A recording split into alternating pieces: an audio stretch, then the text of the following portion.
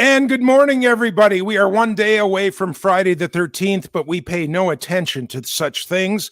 What we do pay attention to, though, is what a beautiful, brisk morning it was outside here today.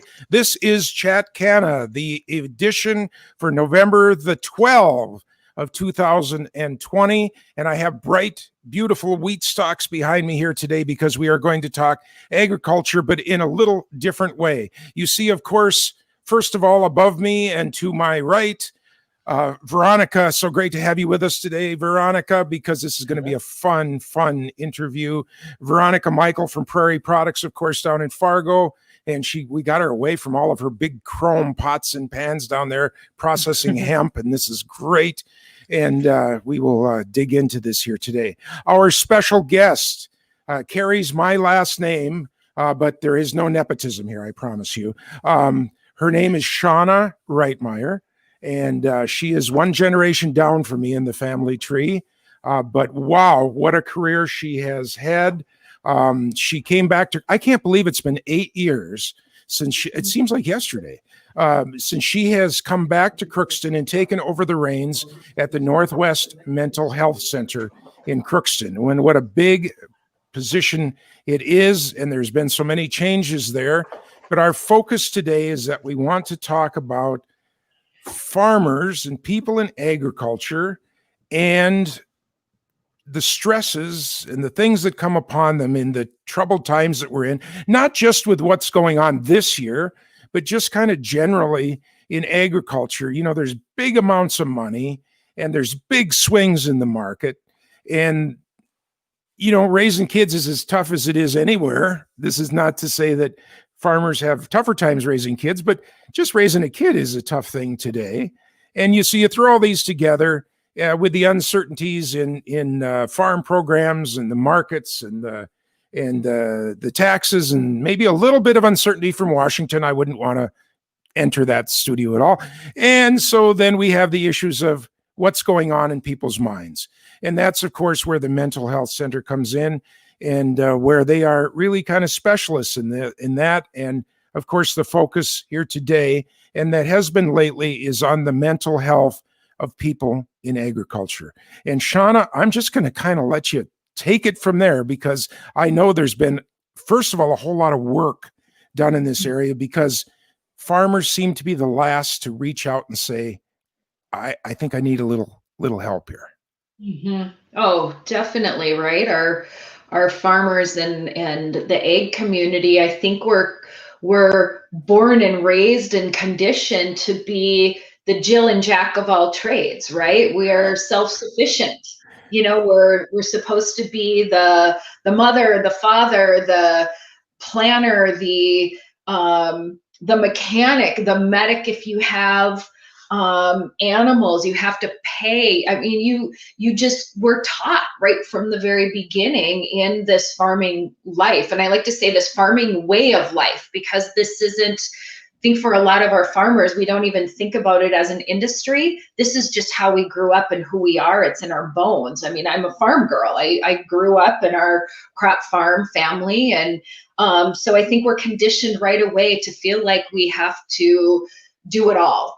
And so asking for help is really hard, because we're taught to do it all within our farms. And you raised it, just very perfectly, John, is the stressors, right, that farmers are under. You identified some of them.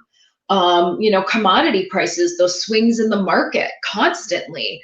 The profit margins, do you have them or not? And innovation, can I stay on top of innovation and the industry that you're in, right? In cannabis and hemp, is forefront in innovative work. And for farmers that want to diversify or be ahead of the game with technology, you got to have a profit margin in order to do that. And if you don't have that, that's going to add stress. And so do you stay behind and just try to maintain?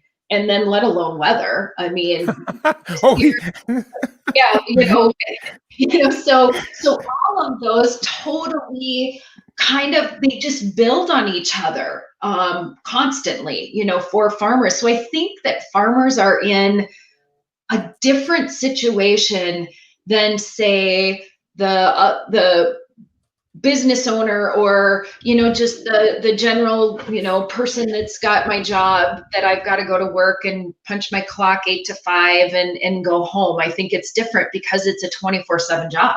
I don't know, would you agree with that?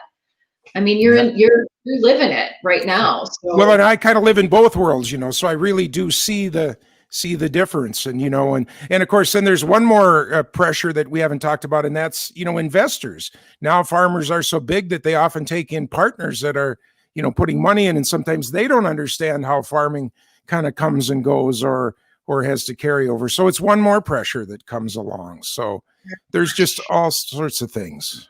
Very much. And there's a trickle effect too. So it's not just the farmer that's going on right there, it's the insurance companies. I mean, and I think you saw that very loud and clear, at least in the Northwest Minnesota area. I don't know how far reaching your podcast goes, right? So you might have folks from all over the country that might, are listening, but at least in the area where I'm in Northwest Minnesota, not this last harvest, but the previous year in 2019, the weather was huge, and claims that were filed with insurance companies was huge. So you have not only the farmer dealing with the stress, but you have the insurer that's maybe having to tell a farmer, boy, you don't have the coverage and I can't accept this claim. I got to deny a claim. And who wants to do that when it's the livelihood of somebody's family or their business? It trickles down to bankers. Can I lend? Can I not lend? Having to ask for the payment on loans that are coming in. Implement dealers, so, okay, I might be doing okay on selling used, equipment, but buying brand new equipment, forget it, when people are having a hard time. So it not only has that individual farmer, that family impact, but it does impact multiple people within a community. So then you have community impact as well. So it's just, this is the stress, right, that is on this whole way of life in this industry. So we think about the farmer very often because that's the front door, the front line of the agriculture world is with that farmer and doing that work, but it is huge. I mean, it's broader. There's not only the social, the community, but the economic impact. I gotta just keep going on, so. Mm-hmm. So Veronica, we're not hearing you, Veronica. Oh, when you started to talk about the trickle down, one of the things I thought you might talk about too is the family. Because so often farm families aren't, they're corporations in themselves. It's not just one person in that household working at that position. It's like everyone's working for the company and for the business. And I think that is another nuance when you are 24/7 working together on the business. Oh, I'm glad you brought that up, Veronica, because it's that family is that microcosm. And in many instances, it's multi-generational. You might have the grandparent with the father and then the son or the daughter that are working. And so you have not only just how does that business work and business relationships, but you're also bringing familial dynamics into the mix. Do you have in-laws, working together? Do you have, one son that wants to be in the farm or daughter, and another one that doesn't? And, is there equal roles? Are there, different roles? And that's where I think communication is so critical within families that farm. And being as transparent as you can is so important, and planning, and really laying it out with who's the role, who has what role and responsibility within that farm business, because you also are bringing it home with you. There isn't a clear separation like, okay, when I walk in that door, what I just did during that day doesn't leave because you live on the farm, right? It's not like I get to go to the office, you know, in town and come home. It's right there with you. So one thing that was really interesting is that, and then the dynamic on children within farm families is really important too, because there was a focus group in a small community here in Northwest Minnesota with some faith leaders. And they were focus group with children and kind of trying to gauge what were some of the stressors that these children were feeling. And 9 out of 10 of the kids in the group were farm families, and they were worried about their farm. So if we think that our children don't know what's going on in those families is inaccurate, because they pick up, our kids are so in tune to what is going on in a family. And the more you can be transparent and let them know what their job is, it's mom and dad's job to worry about the finances. That's not your job. Your job is to go to school, to do your chores, right? You've got maybe have a role in the farm to go feed the livestock or to do the household chores. Like, these are your jobs. You need to get your homework done. You need to do your share, but mom and dad over here are going to figure this out. That you don't have to worry about is so important with kids as well. Yeah. Mm-hmm. I think it's amazing. Go ahead, Veronica. I think it's amazing, though, like you said, how in tune children are to what's happening around them. You know, if you want to know the scoop, talk to a little person in a household. But yeah, kids definitely, they're picking up all of that. Another thing that I'm glad that you brought up was just that dinner table, because I'm sure every dinner has a potential to turn into a business meeting, and that changes the dynamics. Yeah. I love the dinner table piece, because I think you can turn the dinner table into something that really can help promote and reframe the stressors in the daily life that we have into something that is going to promote well-being. And so I love, and I think it's just perfect, John, that you're doing this right now. And Veronica, we're in November, right? And Thanksgiving is in November. And I think of Thanksgiving, you know, gratitude. And it's an opportunity when you sit down at the table to really talk about gratitude. So what is one thing that I'm grateful for? You know, can you go around the table and instead of, oh my gosh, this didn't work out, this, you know, piece of equipment broke today, I don't know how we're going to pay this bill, everything's falling apart, like, you know, the Chicken Little, you know, the sky is falling kind of deal. You know, you can have that kind of perception, but you can use those moments to flip that conversation into gratitude. What am I grateful for? You know, that, boy, I'm really grateful that, you know, I physically feel okay and I can climb underneath that tractor and fix that piece of equipment today, when maybe my neighbor down the road doesn't have that ability, and we can connect those dots. And especially with families, then when parents do that, what they're also doing is modeling that for their children so that they can then practice that, you know, in their own life. And that is a huge piece, because one of the, you know, and I don't know, kind of go all over the place, but I shared with John, and he'll be able to share it, is this personal self-care stool. There's these 3 components when we talk about self-care. There's a relational component, a cognitive component, and a physical component. That, and you know, we've all sat on a stool at some point in time when we know it's not in balance and it's rocking. The goal is, we'd love to have this stool as balanced as we can. And so this gratitude, this thought of gratitude, it falls in that cognitive component of this stool, because when we're practicing gratitude, we are focusing in on the positive emotions that can really help drive the outlook.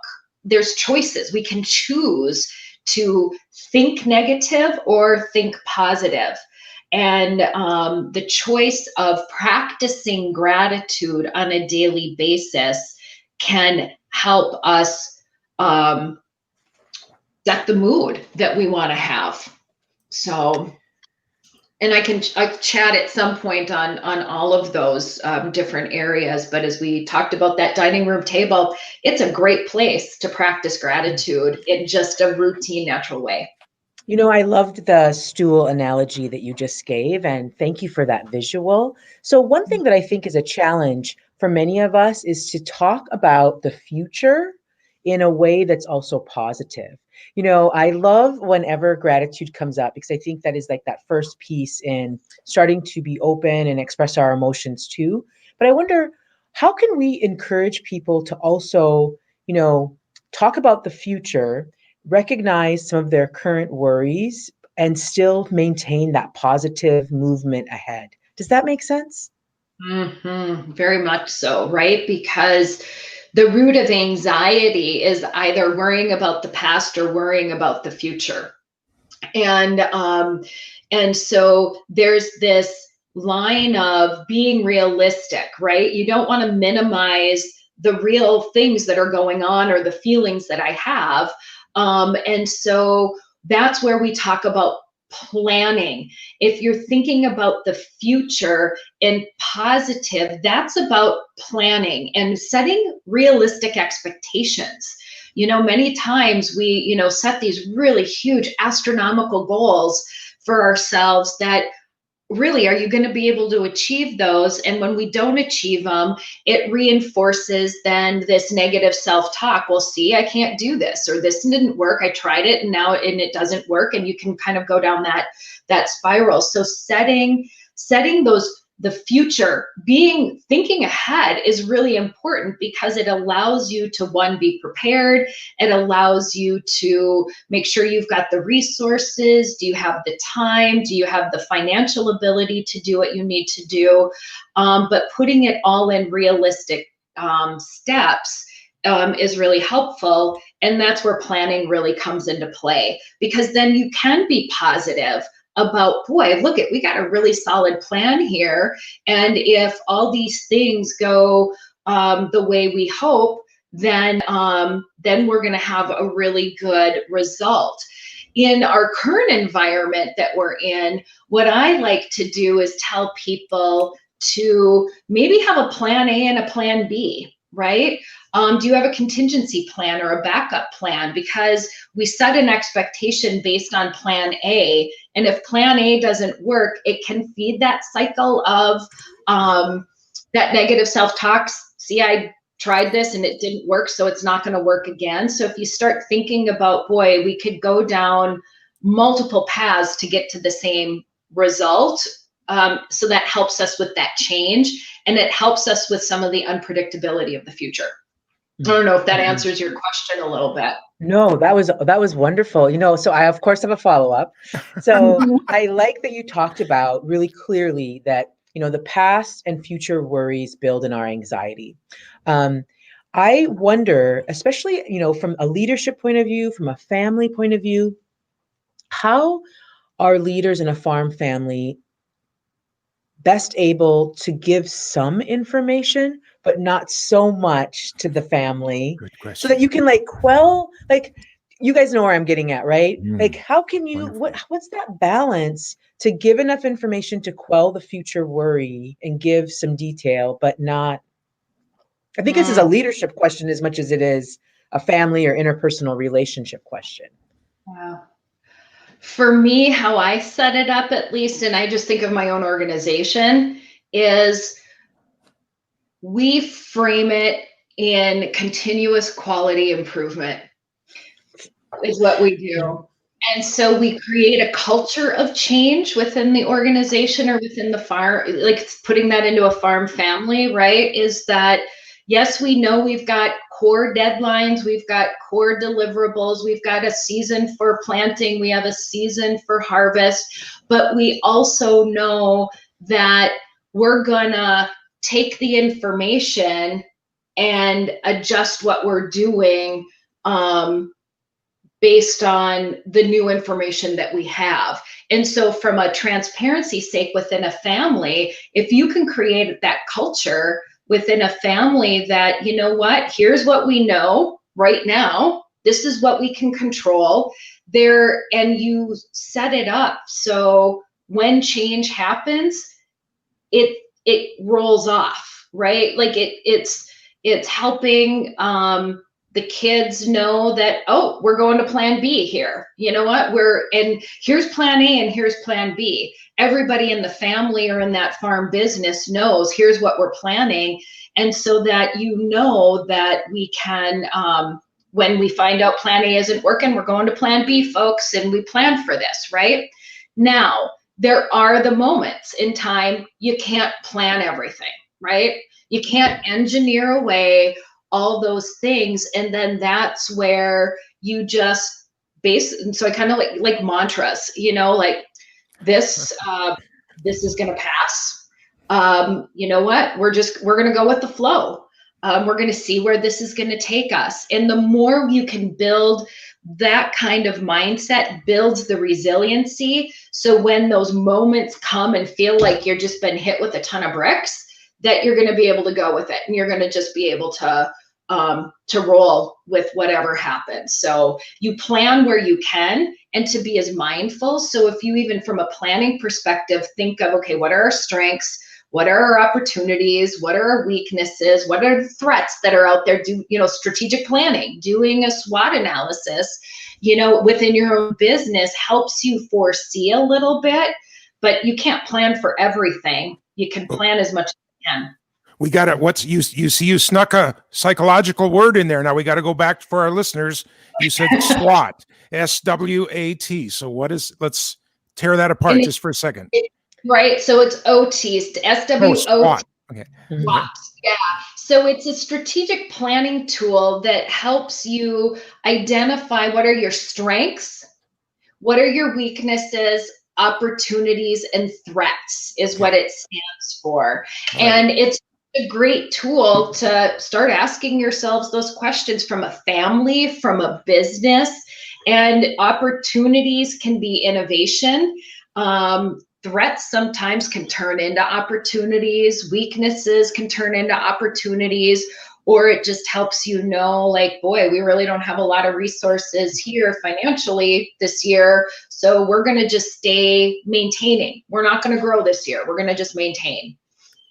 So this is really like an extension of when we used to draw a line on a sheet and pros and cons. Yes, no, it's just an extension of that, really, to kind of zero in more on benefits and see what could work. So good. All right. You know, SWOT is really nice too, because it's one of those things where you can ask people at the table to each give one thing, 5 or 3, but you can really get a lot of information and dig deep. So I'm so glad that you brought that up. I also love that you said that you talked about this culture of change and building that in conversation about the past, the future, planning. That's really beautiful, because I think that really, like you said, builds resiliency. And one of the best reasons, or most important reasons, why people from the Midwest are so cherished by employers. You know, we're often pretty resilient. We're really willing and able to pivot and be creative about the tools and the things we just have right in front of us. Mm-hmm. Very much. And it's hard. Change is really hard for people because we're rooted in stability. I mean, for the most part, we really like to do the same thing. So it's helping remind people, where do they have the consistency and the stability? And some of that is just in daily routine, you know, and we talk a lot about that just under stress. Where do you build routine? And then the other stuff, when we're changing, is more comfortable. I wouldn't say always comfortable, because I think that whenever we're changing, there is going to be a bit of uncomfortability, and it's recognizing that, right? Because we don't have growth and we don't learn without feeling a little bit uncomfortable. Yeah. So, you know, I like what you said about routine. And one thing that I think is a challenge, both in our work, you know, our business lives, in our personal lives, in our family lives, is making that routine happen. Now, I'm going to use my words carefully here. has been a different year for people. Yeah. There are things happening worldwide that have changed routines or drastically adjusted people's lives. What suggestions do you have to either rebuild routine or maintain routine in such an unusual time? Mhm. So I am a huge fan of Dr. Brene Brown. Love her.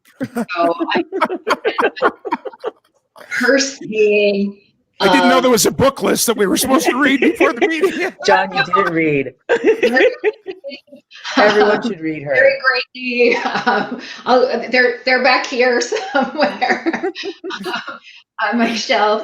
But I love her saying of, Right. you know what, if we can just believe that people are doing the best that they can, is going to help just manage that expectation and then believe it for ourselves, right? Am I doing the best that I can? And for the most part, we are. And so get those small wins. Don't expect that, you know what, I'm going to set up this just,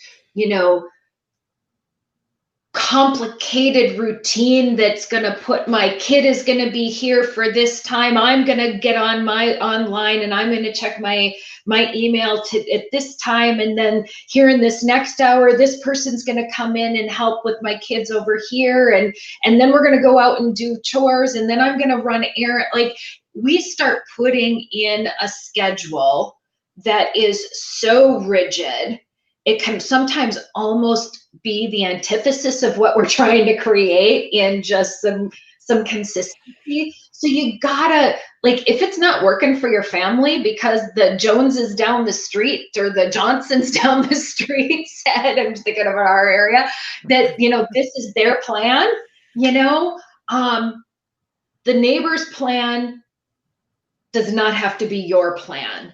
You gotta create what's gonna work for you, now. With that, though, also comes some intentionality, right? You've gotta, in well-being is driven by intention and setting intention. And so there is a bit of personal accountability. So just because, like, I'm doing the best that I can, but I'm not holding myself accountable, then no, right?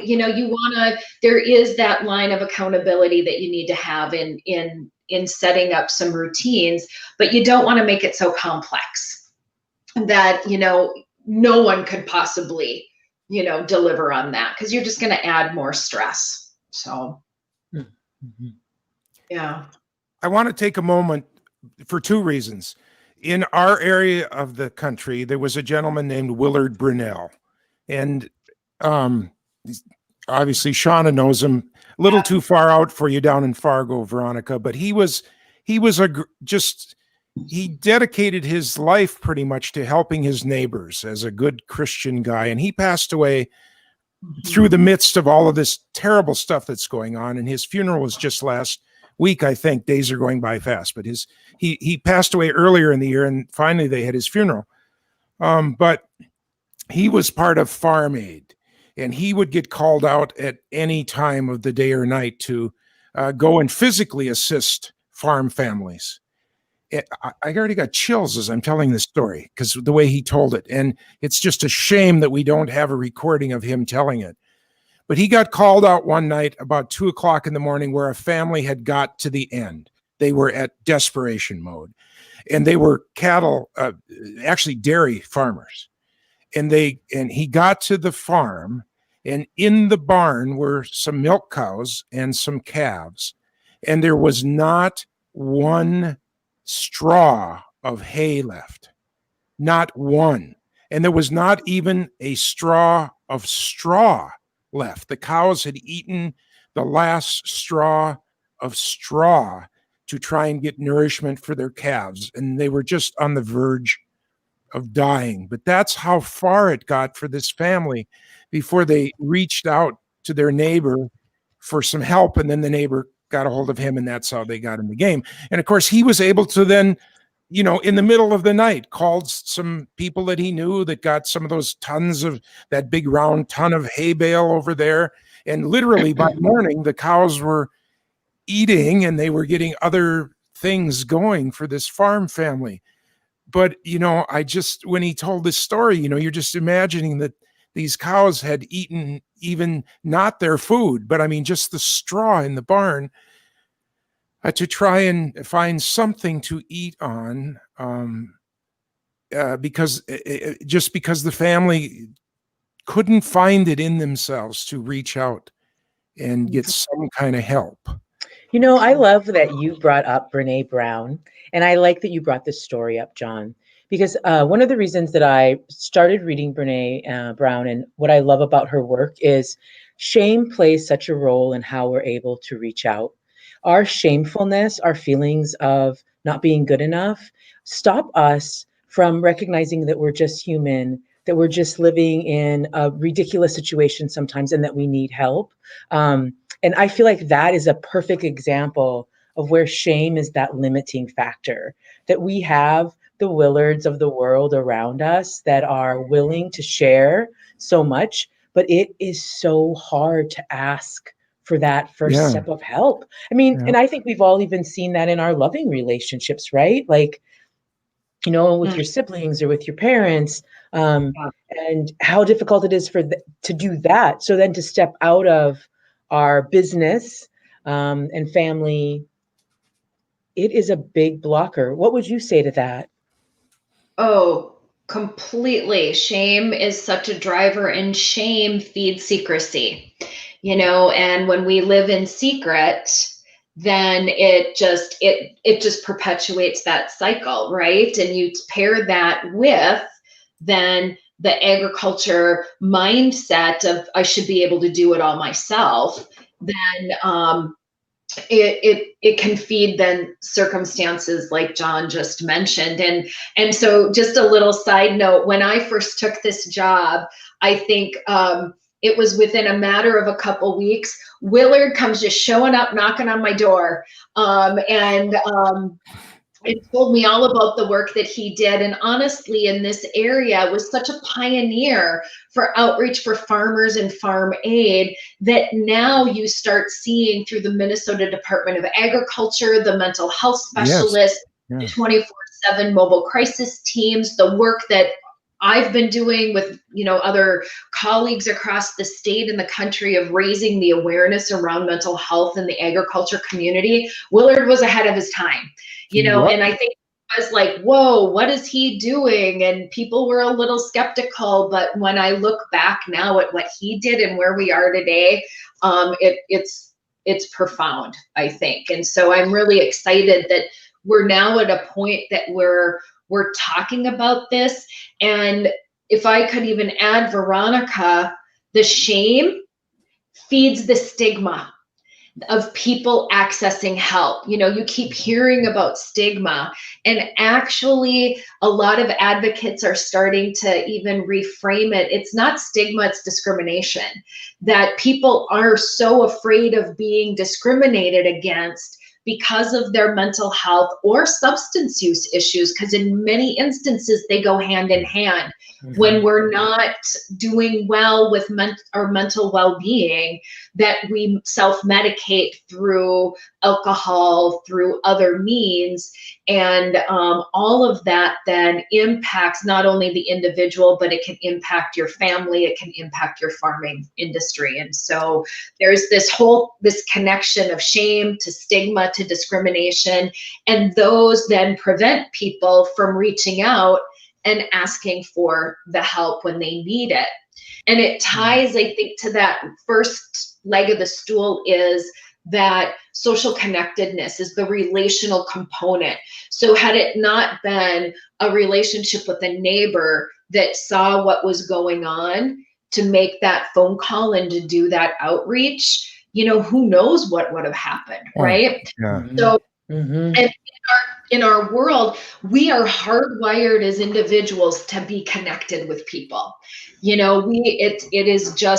is fundamental. You think of babies, right? In development, you get the baby that starts crawling and crawls away from their caregiver, their parent, their mother, whoever, and they turn around and they look, is mom still there? Is dad still there?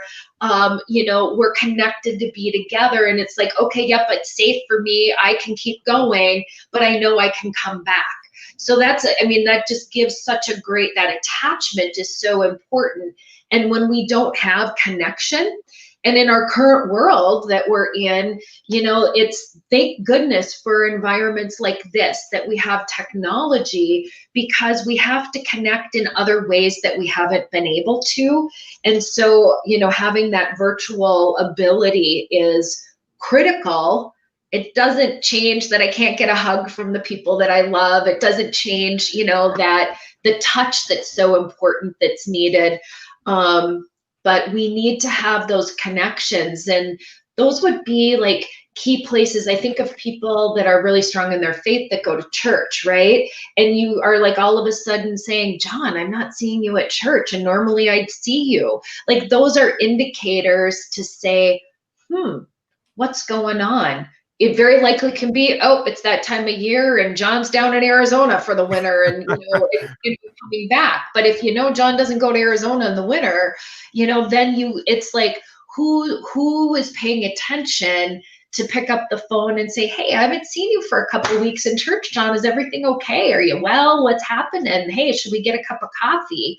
And it's that social connection that I think really helps then build that network for people to feel comfortable in being vulnerable. That's the other big piece with Brene Brown's work, is vulnerability. It's the sharing that, yeah, this has been a really hard couple weeks, and I just got some really bad news. I'm not going to get, renewal on this loan, and I don't know how I'm going to pay this off. And opening the door and making it okay to have those conversations and sharing with each other and peer to peer is so important as well.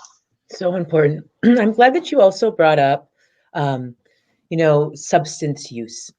I think I was reading in Time magazine, I think it was a couple of weeks ago, but a 17% increase has happened across our nation in adult use of alcohol.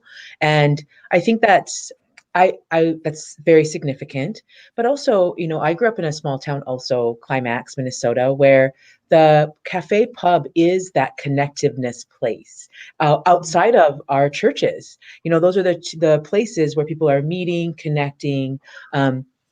I wondered if you had numbers or suggestions for places where people could reach out if they wanted to talk about maybe concerns they might be having with alcohol or other drugs, or even just a place to talk that might be safe and free. You bet. No, we definitely have, because, we're seeing an increase in that. And so I see that, John, you just put up so Northwestern Mental Health Center, we're in Northwest Minnesota, and we serve, we're serving 8 counties, primarily, but we do have our 24/7 support and crisis line. And we have staff that are specially trained in substance use and mental health that can help, just answer questions or get you connected with additional resources or support if needed. The other thing, the Suicide Prevention Lifeline is the national number that people can call. And again, you don't have to be just suicidal or having those thoughts to call that number. It is something that they have access to resources across the country, at least in order to get you pointed in the right direction. I would also reach out to, search for different substance use programs within the area. And if you, because each community, each area has different resources, and those communities, they would be able to help you find resources, or even just reaching out to a local AA group. Even if you're not open to starting AA, or NA, they know those folks in those groups, they're connected. They know who some of those resources are to be able to go to, and those are free. So I have a question. I'm this farmer guy that, just would never imagine that I need help, but I'm just having difficulty. And we talked about it, the stigma that we talked about, and the stress, and there was one more word that we put on it there. So what experience should I get if I call your local number, for instance? Is somebody going to give me the 20 hard questions of the day, or how's it going to go if I were to call that 800 number? Like, how does it go if I call that number? Do you start with my credit card and my driver's license, or what happens? What's my Right. So we have specially trained providers that, they're going to ask the phone, and they're going to ask, what your name, they're going to ask where you're from. And they're gonna, just, hey, what's going on? What made you call today? Something must be really bugging you if you feel like you need to call, and, just, we want to be here to help. And it's going to be then just a conversation. They're in the midst of the dialogue.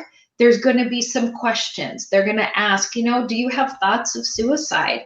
Do you have thoughts of harming yourself or someone else? Oh, you do? Do you have a plan? Do you know how you're going to do that? Because that's going to help drive, is this an immediate risk? Do we need to then do a more of an emergent outreach where we might need to call law enforcement? We ask, are you by yourself, or do you have family with you? Is there somebody else that we could maybe help call to get you connected? Or, it sounds like maybe I should like to do an assessment so we can see that we can get you connected to the right service. And I could do that assessment over virtual. We could do it this way. So you can start with the phone, and we do telemedicine. So we could do it over video if need be, or our team could come to you, wherever you are. Sometimes people are in the emergency room at a hospital. Sometimes they're at their home, and it's really just in normalizing, this is a lot of stress that you're under, and I can't imagine, what you're going through, but there's some hope, and there's some help. It isn't, the insurance and credit card thing, that is the back end, so the beauty in with the work that we have here with Northwestern Mental Health Center is that if you don't have the means to pay, and you don't have insurance, or we have a grant that covers the cost of this. This is a free service to people if they don't have the means, because we know how important it is. We have an initiative of zero suicide, and we're working, so all of the questions are designed based on evidence-based practices to ask the right questions so we can get people the resources that they need. So when you said, like, do you have a plan, is that a big kind of a marker? Because everybody once in a while says, it'd just be easier if I just ended it all. Sure. But I mean, who hasn't thought of that when you've been really frustrated sometimes? But that's different than, I have a specific plan. I've put a knife aside. I have a bottle of pills somewhere. Is that a kind of a markers? Mark in the road that is one way or the other? And it's a plan, and then means. Do I have the to carry it out? So that's I've already got it. It's right here. And it's like, how about I come on out and, just let's talk about this a little bit more, or, so that's a huge marker. And we talk about this, and that's one of the other risks with farmers. They have lots of means. They really do. And so, and that's the part with back to those social connections, that part of the stool. And it's uncomfortable, like talking to somebody about, are you suicidal? Or do you have thoughts of killing yourself? That's a huge thing that makes us uncomfortable. And I remember the first time I asked those questions, not in a clinical setting, right? It was somebody, people that I care about. But it was my philosophy on this is I would rather ask than get the call that something happened to somebody. And I didn't do that. That's just the hard part for me is I would rather ask the question. And so there's some really good resources. There's trainers within our region, but there are also online resources. There's a training called Question, Persuade, Refer, QPR. And it's like a 30-minute, it's a short training, online training for a small amount of money. I can't remember if it was a $30 or 30 minutes. So I know it's not a long investment in time and cost, that you can go online and walk through this training, and it teaches us how do we ask these questions with our loved ones? How do we try to persuade people for help and then refer them to the right place? So the training does not expect the lay person, the friend, the family member to have the answers and to do the therapy. That's not what it is. It's really about how do I have the question so I can get them to the right place, and you can just be an ongoing support. Sort of like if somebody's having a stroke, there's step 1, step 2, step 3. It's kind of like, and the thing is, bring $30. We're not sure how long you're going to stay. Is that the? Yeah, right. Wow. Well, that's a neat thing, because I think it's like CPR. If more people are armed out there to do that first piece, it's the first piece, right? Then the professionals can take over from there, of course, all the time. So. Well, I'm glad you raised that, John, because there is another training. It's a little more in depth because it gives people more knowledge about different types of mental health issues. And that is called Mental Health First Aid. And exactly what you said, we want to provide the mental health first aid like you would CPR, right? Okay. And so it's an evidence-based practice. It's nationally recognized.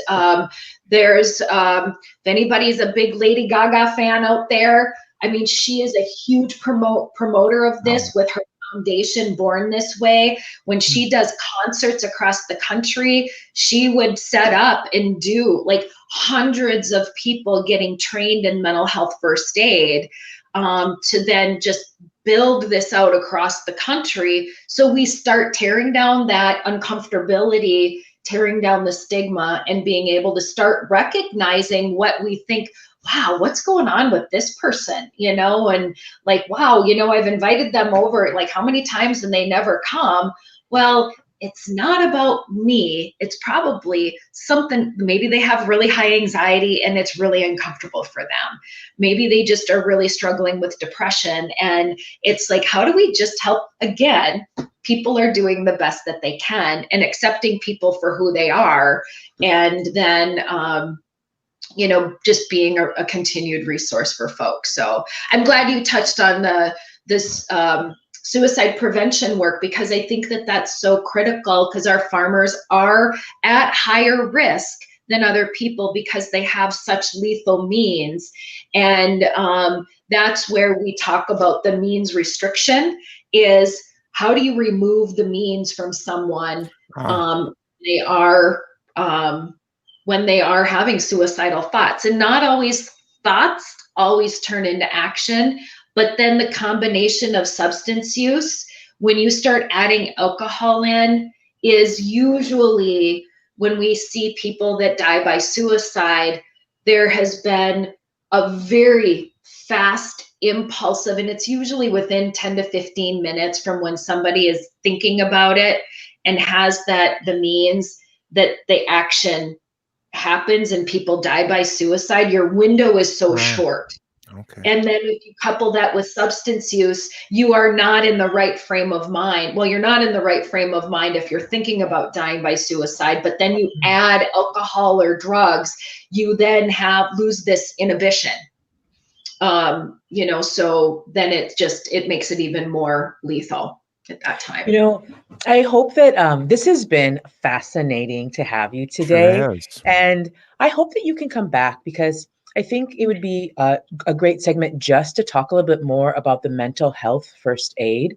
Yes. Mhm. That is, I mean, as a tool, as where people can get access to that, or anything that you would like to really promote. I think this conversation is so important, so timely, and um, yeah, and there's Yeah. so much uncertainty ahead in many places that I think just this would be a Mhm. great tool to help other people start thinking about. What do you think, John? Oh, 100%. You know, Mm. I could go on for hours just, Mhm. going through all of these things and to do this. One of my thoughts is it seems that every church body should have someone trained in this. A lot Mhm. of churches now, the bigger churches have a nurse that's kind of available to the congregation. That's one Yeah. of their missions that they have. But if they can't have that, at least have somebody that has kind of a little bit of a specialty in this Yeah. and is just aware of its members. And then, of course, unfortunately, everybody doesn't go to church anymore. So, that's Right. only getting what 30% of the population, maybe. But Yeah. yeah, it just seems to be that we need to be more aware because they're just, especially with what's happened this year in the medical or the uh, Mhm. The craziness that's world. gone on that way, and then the politics has seemed to cause some stress this year, and we Yeah. don't know where the future as a cruiser. The cruise ship thing. I mean, I have people that are threatening to that their life is over because they can't go cruising anymore, just because that's all in disarray, the cruise ship thing, and that was their life. Their life Yeah. was to be on a cruise ship 5 or 6 times a year. That was where their friends were. That's where they met their people and literally where they wanted their life to end. They wanted their ashes to be spread on an island or somewhere that they had been in the world. And all Yeah. that's kind of taken away from them now. So there's so many things to consider here and to try and enlarge the family of You bet. awareness. So Mm. thank you Yeah. very much, Oh, Shauna. And Oh, Sean, you this know, has been your awesome. dad made a comment along here, by the way. He was watching you, oh, and we have a oh. thumbs up from him. So that's really neat that he. You know, I wanted to add Dad. one more thing. I wanted to add one more thing, We got Shauna. plenty of time. Go take Okay, your good. time. Yeah, yeah. I'm Yeah. sorry, I'm looking at the clock because I might have to jump. But Okay. one of the reasons and passionate reasons many of us got involved in hemp was the ability for people who were struggling with an illness, Able to a clear the water. long-term issue around pain, or maybe even just the what comes with chemotherapy.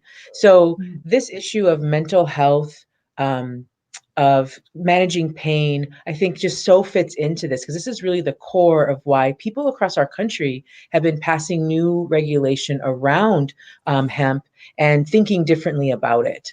So that's that other piece, I think, is that death and dying piece, which is a very normative place and a thing that we're all dealing with all the time. Are there some unique services or places to reach out to for those who are caregivers long term or themselves struggling through this change of life? Yes, and I think that's again where this whole stigma of mental health is like, oh my gosh, people think of mental illness, right, as schizophrenia, bipolar, people that, Jack Nicholson and One Flew Over the Cuckoo's Nest kind of. I mean, that's the unfortunate. That's where, the media, and we only hear about these awful instances of people, running in law enforcement when we need to start thinking about mental well-being is this continuum, right? Of our head is attached to our body, and we need to start the same people that do mental health treatment are versed in dealing with people in transitional stages in their life, caregivers, adjustment disorder is, aside from like anxiety and depression,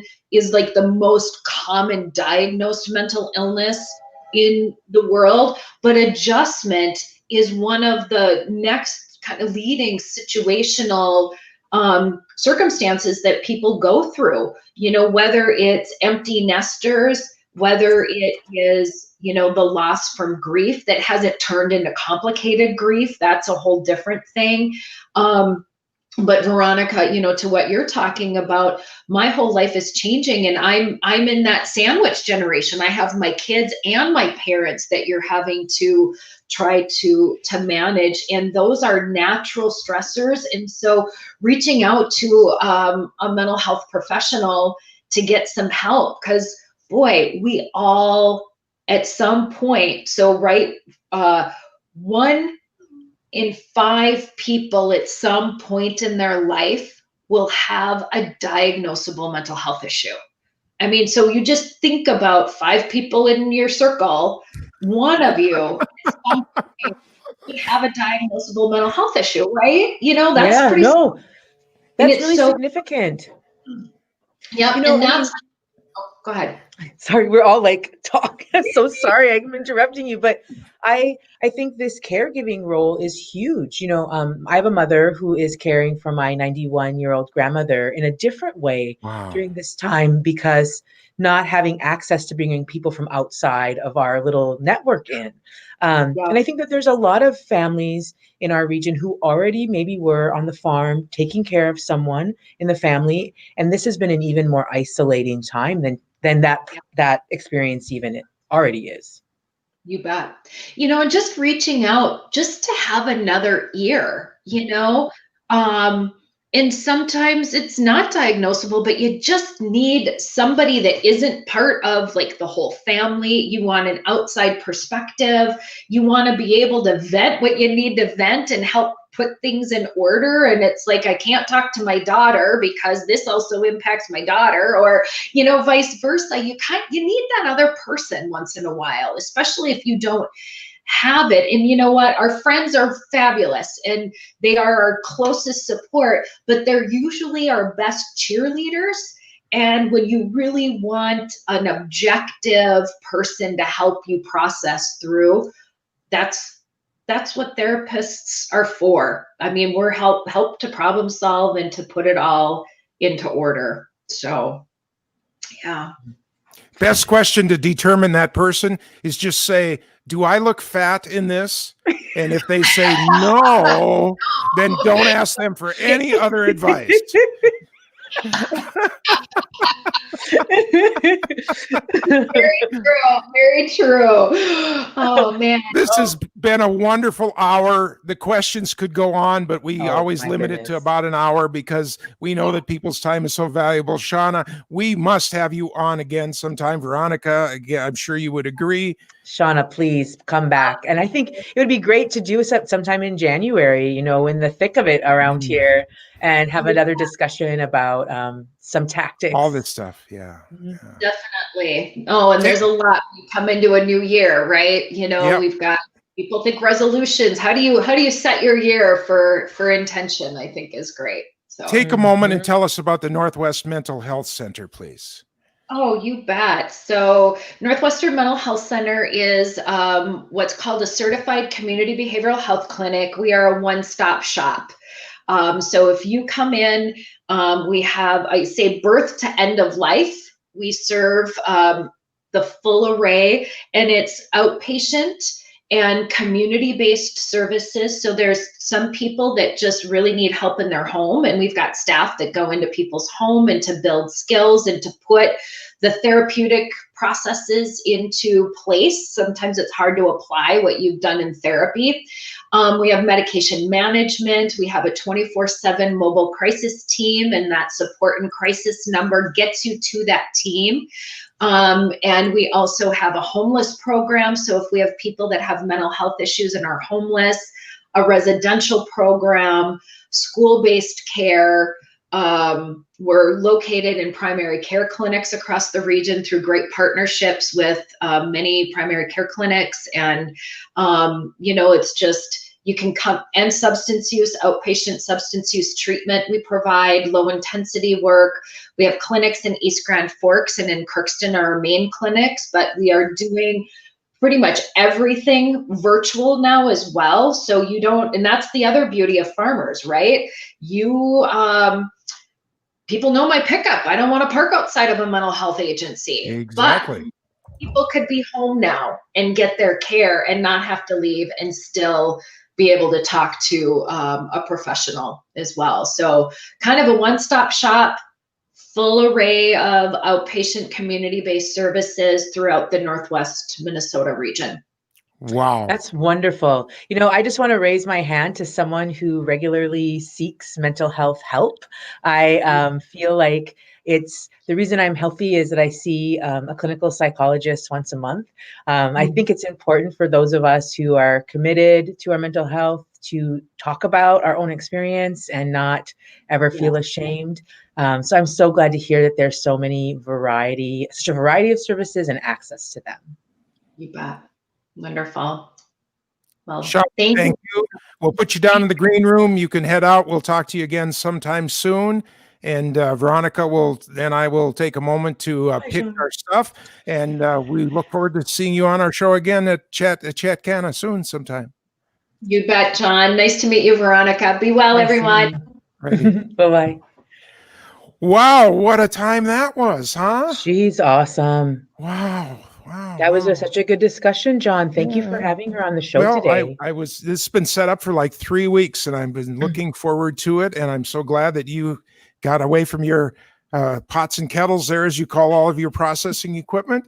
And it just turned out really, really, really great. No, it did. It turned out really great. So, I think that information is just so timely, and her practical approach to some real steps that you can take, I just thought were just fabulous. Yeah. I really got involved when Willard Brunel told that story about the cow barn that just had nothing in it. And I was overwhelmed because up to that point, I just thought, hey, farmers, they don't need anything like that. I mean, because, and I was just that was my turning point about 10 years ago when I heard that story. So, I had an experience recently where I got a call from a gentleman outside of Minot area who they had a death in the family, really impacted the way they were going to harvest and dry their crop, and reached out to another farm family that we're connected to, Jordan and Alyssa. They jumped right in and helped. And I think that is, I think of the Willards of the world that have paved the way for things like that to happen, but the goodness of just the people in our region that are really willing to help when they know someone is in distress. So that's right.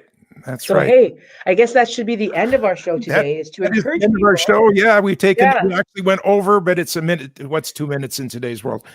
Looking forward to seeing you on Monday. If you're available, we will have a Have You Heard? And then we're on to another week of shows as we are approaching Thanksgiving here. And I've got about this much snow on the ground. I don't know about you, but just a little bit. It's kind of warm right now. Everything is melted. It's a pretty visually pretty day in Fargo. It's a little cold. So. All right. You have a great day. Thanks. You too. Bye-bye. Right. Thank you. We'll leave you with the poster for the Northwest Mental Health Center, and we will tell everybody thank you for joining us for this version of CANNA.